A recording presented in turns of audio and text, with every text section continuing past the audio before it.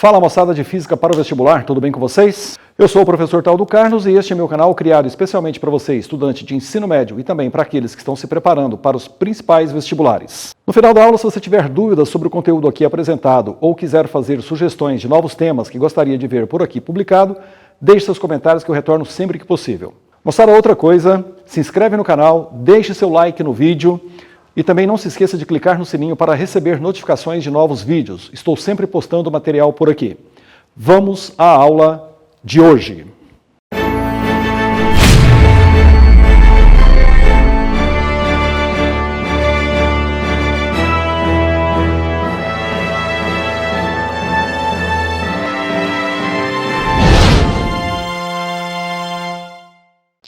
Muito bem, moçada, na aula de hoje, dinâmica impulsiva, parte 3, a última parte da dinâmica impulsiva, colisões mecânicas. Colisões mecânicas. Há vários tipos de colisões. Você pode ter desde colisões de duas bolinhas de bilhar, duas bolinhas de gude, por exemplo. Elas vêm em sentidos opostos, colidem uma com a outra, batem, e o que acontece após essa colisão? O objetivo dessa matéria é verificar isso. Nós temos muitos outros tipos de colisões. Quando você pega, por exemplo, a colisão entre dois veículos, um carro com outro carro, um caminhão com um carro com uma moto, ou seja, acidentes de trânsito são também colisões mecânicas. Inclusive existe a perícia técnica, tem ferramentas, tem conhecimentos da área de física para poder, por exemplo, verificar o que aconteceu numa colisão de trânsito e ver quem estava certo, quem estava errado, o que originou aquilo ali, quais são os efeitos antes, durante e depois da colisão. Isso é muito interessante e pode ser estudado nessa área da física, que é a dinâmica impulsiva.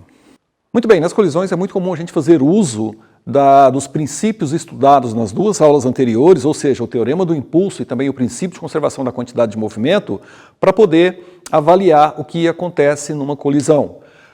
Outra ferramenta extremamente importante nas colisões é a energia cinética dos veículos antes e após a colisão, a energia cinética das bolinhas antes e após a colisão. Esses assuntos serão fundamentais para que nós possamos desvendar as colisões mecânicas que podem ser de vários formatos, como vamos ver aqui daqui a pouco. Muito bem, o que acontece em geral nas colisões é algo bastante complexo, uma vez que uma colisão, por exemplo, entre duas bolinhas, elas ocorrem num intervalo de tempo muito curto, uma fração de segundo, décimos, centésimos de segundo, dependendo do tipo de colisão. E o que acontece, em geral, é que as forças trocadas entre os corpos envolvidos são forças variáveis, começam do zero, vão a um valor muito alto, e um detalhe interessante, ela retorna para o zero e todo esse intervalo de tempo ocorrido nas colisões, normalmente eles são muito curtos. Se eu pego essa bolinha e arremesso contra a parede, eu tenho o movimento que foi feito da minha mão até chegar à parede, você já conhece, é um lançamento oblíquo, fácil de calcular pelas leis da cinemática. Vamos nos interessar com o toque dessa bolinha na parede, as trocas de forças envolvidas, o tempo de duração do choque e o retorno dela para a minha mão, como você viu aqui no exemplo citado. Então nós vamos travar o tempo no momento da colisão e interpretar melhor o que acontece nesse momento. Muito bem, então olha só, para entender as colisões mecânicas, eu tenho aqui o seguinte, uma parede vertical, e aí eu peguei uma bolinha de tênis de mesa, qualquer que seja, e arremessei com velocidade V contra essa parede, que é rígida. E eu vou fazer a interpretação, a análise da força trocada entre essa bolinha e a parede durante a colisão, força em função do tempo. É claro que, imediatamente antes da bolinha tocar a parede, ela não está trocando força com a parede. Atenção, ela tem peso aqui. Eu não estou analisando o peso, eu vou analisar a força trocada entre a bolinha e a parede. Então, esse gráfico começa com a força sendo zero. E aí, o que acontece? Num determinado momento, essa bolinha começa a encostar na parede. Só que assim, a colisão ela é muito rápida, então eu vou reproduzir tudo isso aqui num intervalo de tempo muito maior do que aquele que realmente aconteceu. Então olha só, quando ela começa a tocar na parede, ela empurra a parede para dentro com uma certa força, a parede reage nela para fora. Moçada, começa a pensar no seguinte, essa força começa a virar essa velocidade, começa a reduzir essa velocidade para que ela possa parar e voltar.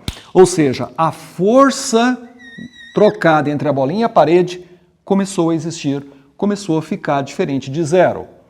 À medida que essa bolinha sofre o processo de colisão, é comum ela se deformar. Você deve estar vendo aí agora uma foto que eu estou colocando para você, imagem do cabeceio do jogador no exato momento de uma boa deformação da bola na cabeça do cara. Observe a figura. Então, o que acontece? A intensidade dessa força trocada entre a bolinha e a parede, ela aumenta. Ação, reação. À medida que essa força vai aumentando, no gráfico isso aqui vai subindo. Até chegar um momento em que essa bolinha sofre aqui uma intensidade de força máxima trocada na parede. Aqui está a reação, aqui temos a força. Essa força atinge um pico, uma força máxima, vamos dizer assim. E aí, essa bolinha começa o processo de volta. Repare que aqui a velocidade dela está nula. Microscopicamente, intimamente, nesse ponto, é o ponto em que ela perdeu a velocidade que ela tinha nesse sentido. Ela agora começa um processo de volta, e aí o que acontece? A intensidade da força trocada entre ela e a parede volta a diminuir, graficamente isso aqui cai, começa a diminuir, e assim a partícula nesse retorno tem a intensidade da força trocada com a parede cada vez menor, até que ela finalmente sai do contato com a parede, retornando aqui com uma velocidade V2. Então eu considerei aqui vindo com uma velocidade V1, aqui ela retorna com uma velocidade V2. O que aconteceu com a intensidade da força? Ela foi diminuindo até zerar novamente. A força agora trocada entre a bolinha e a parede, ela é nula. Só que tem um detalhe, moçada. O intervalo de tempo em que isso aqui acontece, essa fração de tempo, ela é muito pequena. Como eu disse, ela é da ordem de décimos, centésimos de segundos. Então você tem a bolinha trocando força com a parede, começa do zero, aumenta até um valor máximo, diminui num curto intervalo de tempo. Isso é o que acontece de uma maneira geral nas colisões. Muito bem, vamos analisar um pouco melhor esse gráfico da força trocada entre a bolinha e a parede. Vamos considerar o seguinte, aqui eu tenho um instante que eu vou chamar de T1, aqui eu tenho um instante que eu vou chamar de T asterisco e aqui eu tenho um instante que eu vou chamar de T2. E aí, moçada, repare o seguinte, eu estou num gráfico força-intervalo de tempo. O que é a área de um gráfico força-tempo? Vimos lá na aula anterior, é impulso. Ou seja, se eu calcular a área desse gráfico, eu tenho um impulso trocado entre a bolinha e a parede durante a colisão. Repare que eu estou fazendo o seguinte, eu estou dividindo isso em dois intervalos de tempo. O momento em que a força cresce, onde eu vou calcular essa área aqui, vou chamar de área 1. Essa área 1, eu vou dar para ela o nome de impulso de deformação. Observe a foto mais uma vez, como a bola se encontra no momento da colisão com a cabeça do jogador. Ou seja, ela está deformada. Então nós temos uma fase no choque que eu chamo de fase de deformação ou impulso de deformação, que equivale a essa área A1 entre a força trocada 0 até o limite máximo dela. E aí, eu vou dividir essa segunda parte do gráfico numa área A2, onde esse A2 eu vou chamar de impulso de restituição. Então, o que eu estou fazendo aqui? Eu estou classificando uma colisão mecânica, nesse exemplo citado ou em qualquer outra, em duas fases importantes. A fase de deformação e a fase de restituição durante o choque. Isso é fundamental para que você entenda as colisões mecânicas. Observe pelo gráfico que nós temos de T1 até T asterisco a fase de deformação e temos de T asterisco até T2 a fase de restituição. Então eu estou dividindo o choque nesses dois momentos extremamente interessantes para a física. E nós podemos dizer que nós temos o T asterisco, onde a deformação ela é considerada máxima. A intensidade da força nesse momento, ela também é máxima, trocada entre a bolinha e a parede. Isso é importante. Muito bem, e nós classificamos os choques mecânicos em função do que acontece nesse gráfico. Muito bem, moçada, olha só, nós costumamos classificar os choques na mecânica, os tipos de choque, em função do que acontece aqui graficamente durante a fase de deformação e durante a fase de restituição na colisão. Nós temos os seguintes tipos de choque, o chamado choque perfeitamente elástico, choque parcialmente elástico e o choque inelástico. Qual que é a diferença entre eles? Se você pegar uma bolinha de tênis de mesa, uma bolinha de tênis, por exemplo, e soltá-la a uma certa altura, ela vai bater no solo e vai voltar. Ela volta na sua mão? Não, ela volta numa altura menor. Essa é uma colisão que nós chamamos de colisão parcialmente elástica. Nós temos uma colisão chamada de perfeitamente elástica, que é um modelo ideal para a física. Dificilmente você vai ter exemplos práticos em que a colisão ela vai ser esse modelo, ou seja, perfeitamente elástico. O que seria o perfeitamente elástico? Eu soltar essa bolinha de tênis, ela bater no solo e voltar na mesma altura. Isso acontece? Não. Se você pegar uma bola de tênis, uma bola de basquete, uma bola de futebol, soltou, ela sempre vai voltar numa altura menor. Ou seja, é uma colisão considerada parcialmente elástica. O modelo elástico, ele é um modelo muitas vezes teórico. Nós temos boas aproximações. Algumas bolinhas de borracha que você solta, ela bate e volta praticamente na sua mão. Ou seja, ela é quase, diríamos assim, perfeitamente elástica. Modelos de colisões de moléculas, de átomos, lá na termodinâmica, é muito comum considerar as colisões perfeitamente elásticas também.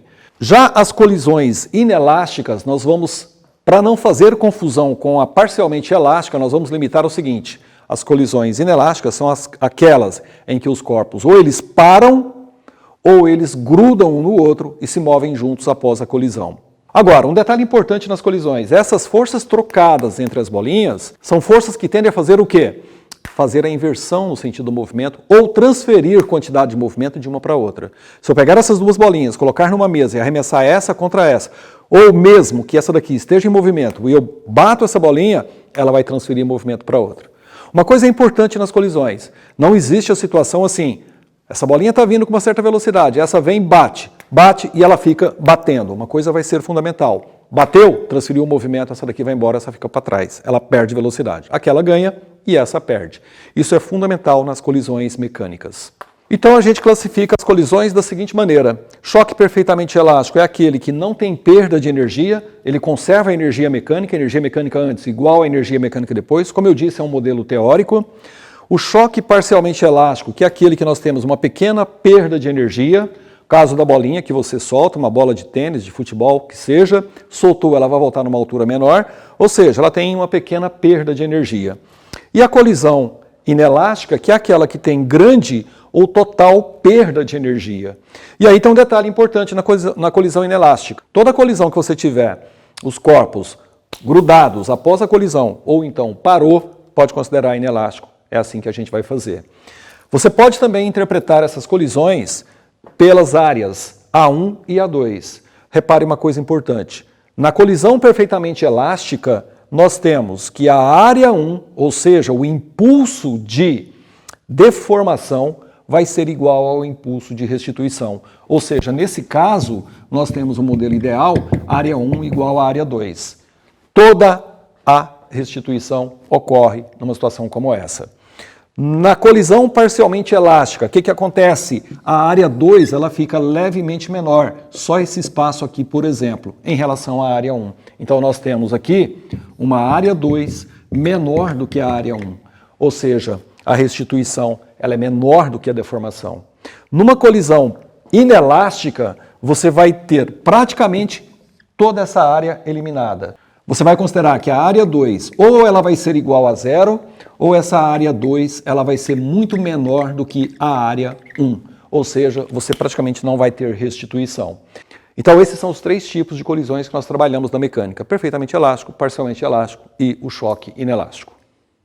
Muito bem, as colisões entre duas partículas, entre duas bolinhas, por exemplo, elas podem ser classificadas ainda de duas maneiras na mecânica. Elas podem ser unidimensionais ou oblíquas. O que é uma colisão unidimensional? É aquela em que as bolinhas 1 e 2, quando colidem, por exemplo, aqui você tem uma velocidade V1, aqui você tem uma velocidade V2 e V1 é maior que V2, Repare que a bolinha 1 vai bater na bolinha 2, vai transferir movimento para a bolinha 2. O que vai acontecer após a colisão? A bolinha 1 passa a ter uma velocidade v' 1, a bolinha 2 passa a ter uma velocidade v' 2 e isso se inverte. Ou seja, essa bolinha transfere movimento para aquela, a bolinha 2 vai ter velocidade maior que a bolinha 1. Lembre-se, não existe a situação em que você tem duas bolinhas se movimentando, bate e fica batendo. Isso não existe. Bateu, transferiu o movimento, essa vai embora, essa fica para trás. Isso é importante. A colisão é considerada unidimensional quando a direção do movimento antes da colisão e após a colisão, ela se preserva. Ou seja, não muda a direção do movimento. Esse tipo de colisão é mais simples de ser trabalhado. E nós temos as colisões oblíquas, que são aquelas em que, por exemplo, você tem a linha de ação de uma das bolinhas, diferente, essa linha de ação passa pelo centro da bolinha, diferente em relação à bolinha 2. É como se essa bolinha batesse, por exemplo, nesse canto da bolinha 2. E após a colisão, o que acontece? Essa bolinha batendo nessa parte da bolinha 2, após a colisão, o que você tem? Uma mudança de direção na linha de ação das velocidades das duas bolinhas. Quando isso acontece, o choque é chamado de oblíquo. E aí aqui a parte vetorial, quantidade de movimento, velocidade vetorial, vai fazer bastante falta para você conseguir resolver o exercício. Aqui fica um pouco mais simples, quando a colisão ela é unidimensional. Então repare, moçada, que as colisões oblíquas, você tem uma linha de ação diferente após a colisão. As bolinhas não têm a mesma linha de ação, ao contrário daqui. Então esses são os dois tipos de colisões que vocês vão encontrar. O que mais cai no vestibular são as colisões unidimensionais. Muito bem, e aí acontece o seguinte, para as colisões unidimensionais, tem uma outra equação, além da quantidade de movimento e da energia que você vai poder utilizar, que é chamado de coeficiente de restituição. Ele depende do material dos corpos envolvidos na colisão. E mais uma vez, ele, Isaac Newton. O Newton trabalhou desenvolvendo esse coeficiente de restituição, avaliando as velocidades de afastamento e aproximação após e antes dos choques. E ele definiu uma série de valores para o coeficiente de restituição para diversos tipos de materiais. Por exemplo, colisão entre bolinhas de vidro, por exemplo, colisão entre bolinhas de marfim. Qual seria a restituição de uma em relação ao outro? Existe uma tabela de valores que você pode encontrar na internet facilmente. O coeficiente de restituição para bolinhas de vidro é por volta de 0,9, ou seja, 90% da energia se mantém após a colisão. Você tem apenas uma perda de 10%. Se você pegar duas bolinhas de chumbo, esse coeficiente já vai para casa dos 0,2, ou seja, 20% da energia apenas se preserva na colisão entre bolinhas de chumbo. Então, olha só, o coeficiente de restituição simbolizado pela letra E, ele nada mais é do que a relação entre as velocidades de afastamento e de aproximação. Afastamento após a colisão, aproximação antes da colisão. Essa relação ela é importante e você pode utilizá-la assim, velocidade de afastamento pela velocidade de aproximação após e antes o choque. Essa equação vai te ajudar e muito a resolver vários dos exercícios sobre choques mecânicos. Por exemplo, na situação que eu exemplifiquei aqui, o que seria o coeficiente de aproximação numa situação como essa? Moçada, essa velocidade de afastamento, essa velocidade de aproximação, nada mais é do que aquela velocidade relativa que você aprendeu lá na cinemática escalar. Ou seja, se você tem dois veículos, um indo a 80 e você vai atrás a 100, a velocidade de aproximação ela é de 20 km por hora. Você está ganhando 20 km por hora em relação a uma pessoa que está a 80 km por hora à sua frente. Se você tem dois veículos se afastando, um a 60 km por hora para lá e um a 80 km por hora, por exemplo, nesse sentido, eles estão se afastando. A velocidade de afastamento ela é o quê? 60, com 80, 140 km por hora. Esse é o significado de velocidade relativa de afastamento e também de aproximação. No exemplo citado aqui, eu poderia dizer que para esse caso, nós temos o seguinte, velocidade de afastamento após a colisão. Quem se afasta de quem? A2 afasta da 1. Então, o que seria a velocidade de afastamento aqui? V'2 menos V'1. Velocidade de aproximação. Antes da colisão, quem se aproxima de quem? A1 se aproxima da 2. Ou seja, o que é a velocidade de aproximação aqui? V1 menos V2. Então, isso é o coeficiente de restituição. E aí, o que acontece? Você pode pegar esse coeficiente de restituição e colocar aqui nos tipos de choque. Por exemplo, para o choque perfeitamente elástico, onde a restituição é total, o afastamento vai ser igual à aproximação. Nesse caso, o coeficiente de restituição ele é igual a 1. Sempre que a colisão for perfeitamente elástica, não tem perda de energia, a restituição ela é total, ou seja, E igual a 1.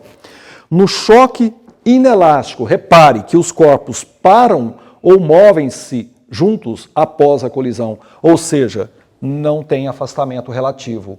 Portanto, no choque inelástico, o E sempre vai ser igual a 0. Já na colisão parcialmente elástica, você tem uma pequena perda de energia, ou seja, o afastamento é menor do que a aproximação. Se o afastamento é menor do que a aproximação, então o coeficiente de restituição aqui, ele é maior que 0 e menor do que 1. Uma última observação, não se esqueça, quando a colisão for oblíqua, você vai ter que trabalhar totalmente vetorial a quantidade de movimento para poder resolver, vai ter que ter angulação para poder trabalhar. O coeficiente de restituição não se aplica para as colisões oblíquas, somente para as colisões unidimensionais. Muito bem, moçada, olha só, vamos resolver aqui um exercício sobre colisões mecânicas. Estou na apostila, página 147, o exercício número 1. Ele fala o seguinte: os dois corpos da figura de massas 4 kg e 12 kg deslocam-se numa mesa lisa com velocidades VA de 8 metros por segundo e VB de 2 metros por segundo. E aí acontece o seguinte, sendo 0,4 o coeficiente de restituição do choque entre os corpos. Então, atenção, o coeficiente de restituição é 0,4, isso quer dizer que a colisão ela é parcialmente elástica. Determina as velocidades de A e B após a colisão, ou seja, ele quer saber V''A e V''B após a colisão. Bom, numa colisão, você sempre pode usar energia, se você tiver informações sobre isso, mas principalmente é um sistema mecanicamente isolado, não se esqueça, bateu uma na outra, o peso normal se anula, forças trocadas entre elas dentro do sistema se anulam, então eu posso usar que a quantidade de movimento antes vai ser igual à quantidade de movimento depois. Daqui você vai tirar o seguinte, quantidade de movimento da bolinha A mais a quantidade de movimento da bolinha B vai ser igual Q''A mais Q''B após a colisão. O que é a quantidade de movimento de A? É a massa de A, velocidade de A, mais a massa de B, velocidade de B, igual massa de A, V''A após a colisão, mais a massa de B vezes a velocidade V''B após a colisão. Vamos colocar esses valores. A massa de A é 4 kg, a velocidade de A é 8, progressivo, orientado para a direita a nossa trajetória. Massa de B, ela é 12 kg, só que tem um detalhe, olha a velocidade de B. Ela tem sentido contrário ao nosso referencial, ou seja, ela é negativa, menos 2. Igual, massa de A, 4 kg, velocidade V''A, mais a massa de B, que é 12 kg, vezes a velocidade V''B. 4 vezes 8, 32, 2 vezes 12 menos 24, igual 4 V''A, mais 12 V''B, 32 menos 24, 8, igual 4 V''A, mais 12 V''B. Posso dividir essa equação toda por 4, vai ficar 2 igual V''A, mais 3 V''B. Observe, moçada, que eu fiquei com uma equação e duas incógnitas. Travou o exercício. Mas aí vem o seguinte, eu tenho o coeficiente de restituição. E aí, essa colisão é unidimensional, então eu posso utilizá-lo. Ou seja, o E é a velocidade de afastamento pela velocidade de aproximação. O E é 0,4, ele deu. Agora vem um problema. Como definir a velocidade de afastamento? Pense no tamanho dos vetores, olha só. 4 vezes 8, 32, 12 vezes 2, 24. Então o vetor desse cara é maior.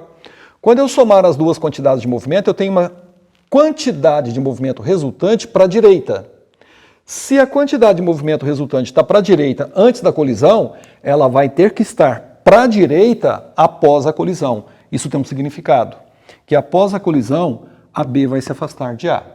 Então, o que nós vamos ter após a colisão? Provavelmente a bolinha B se afastando da bolinha A. Ou seja, eu vou fazer V''B menos V''A sobre velocidade de aproximação. Quem se aproxima de quem? Repare, a A está vindo com velocidade de 8 e a B com 2. Então, há uma aproximação relativa de 10. Essa é a velocidade de aproximação. Daqui eu tiro que 10 vezes 0,4 é 4, igual V'B menos V'A. Gerei outra equação com duas incógnitas. Só que agora eu tenho duas equações com duas incógnitas. Só fazer um sistema. Eu vou colocar essa embaixo daquela, vai ficar assim, ó. 2 igual V'A mais 3 V'B. E aí eu posso simplesmente somar as duas equações. Repare, eu tenho menos V'A que vai cortar com V'A. Se eu somar as duas, eu vou ter 4 mais 2, 6. V'B com mais 3 V'B, 4 V'B. E o V'A com V'A corta. Daqui eu tiro que a velocidade V'B, ela vai ser 6 por 4, 3 por 2, 1,5 metros por segundo. Calculado o V'B, que é 1,5 metro por segundo, eu posso voltar nessa equação, por exemplo, ou na outra, tanto faz. Vou jogar aqui, que 4 é igual V'B, 1,5, menos V'A, passa 1,5 para cá, 4 menos 1,5 é igual a menos V'A. Daqui eu tiro que V'A é igual a 4 menos 1,5, isso vai dar menos 2,5 metros por segundo. Essa é a velocidade de A. Então repare, moçada, que aconteceu o seguinte, olha só. Nessa colisão, B inverteu o sentido e foi embora para a direita. O A inverte o sentido e vai para a esquerda a menos 2,5 metros por segundo. Ou seja, eles vieram assim e vão embora dessa maneira após a colisão. Muito bem, mais um exercício sobre a apostila. Muito bem, mais um exercício sobre a matéria, agora na página 151, exercício 12 da Unifesp. Uma coisa extremamente importante nessa parte de colisão é o chamado pêndulo balístico. O que é o pêndulo balístico? Você tem, por exemplo, um teto, um objeto aqui pendurado por um fio, um bloco cilíndrico, um bloco em forma de paralelepípedo, sei lá, e você arremessa uma partícula com grande velocidade. Por isso que é chamado pêndulo balístico, porque muito do que se faz na indústria armamentista para verificar o poder de penetração de projéteis é com esse experimento. Ou seja, você arremessa com uma grande velocidade, ele bate, incrusta-se nesse corpo, logo é uma colisão inelástica, e aí com essa quantidade de movimento que ele adquire, ele sobe e a gente tem como medir essa altura subida. Então isso é conhecido como pêndulo balístico, cai muito no vestibular. O que ele fala aqui? Que uma pequena pedra de 10 gramas, massa 10 gramas, ela é lançada por um dispositivo com velocidade horizontal de modo igual a 600 metros por segundo, incide sobre um pêndulo que repousa e nele se engasta, caracterizando uma colisão totalmente inelástica. O pêndulo tem massa de 6 kg, está aqui 6 kg é a massa do pêndulo, e está pendurada por uma corda expressiva inextensível de 1 metro de altura. Ele pode girar sem atrito no plano vertical, em torno da extremidade fixa da corda, de modo que a energia mecânica seja conservada após a colisão. Atenção, ele não está dizendo que a energia é conservada na colisão, ela é conservada após a colisão, ou seja, após esse objeto incrustar-se no bloco, a partir daqui, depois da colisão, a energia mecânica se conserva, isso é importante. Considerando G igual a 10, calcule. Letra A velocidade do pêndulo com a pedra engastada imediatamente após a colisão. Moçada, veja bem, colidiu, não tem a menor dúvida, quantidade de movimento antes igual a quantidade de movimento depois. Você pode considerar como um sistema mecanicamente isolado.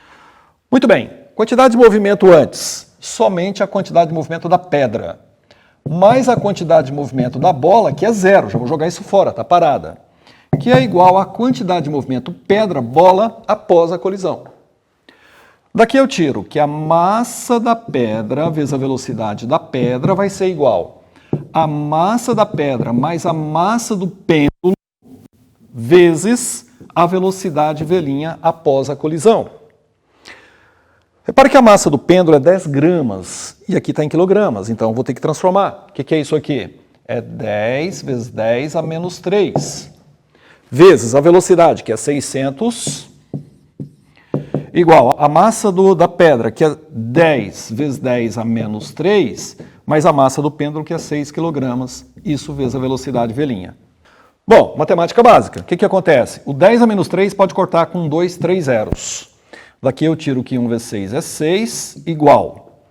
Agora aqui tem um detalhe, tá? 10 gramas não vai fazer muita diferença em 6 quilogramas. Repare que isso aqui é 0,01. Então, se você fosse fazer as contas, daria 6,01 quilogramas vezes a velocidade velhinha.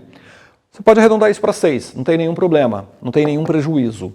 Ou seja, daqui você tira que a velocidade velhinha, após a colisão, ela é de 1 metro por segundo. Essa é a resposta da letra A.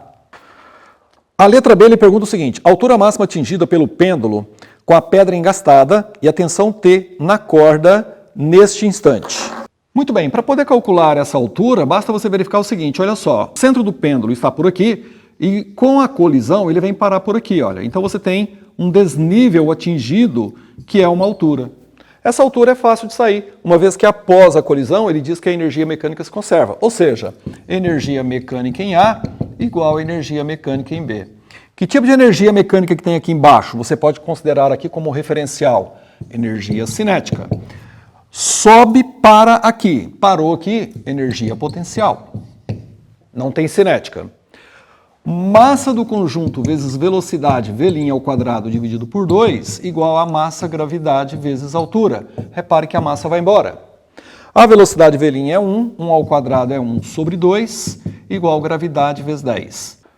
Daqui eu tiro que 1 sobre 20 igual a h, ou seja, essa altura ela é de 0,05 metros, ou se você quiser, 5 centímetros.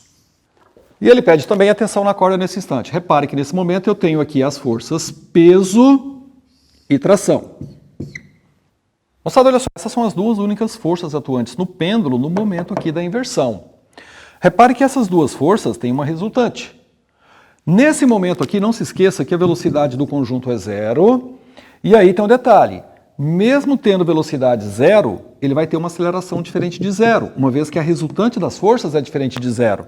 Mas aí você me pergunta, velocidade 0 com aceleração diferente de 0? Sim, lançamento vertical, lá na altura máxima a velocidade é quanto? 0, e a aceleração? A da gravidade. Senão o cara não cai de volta.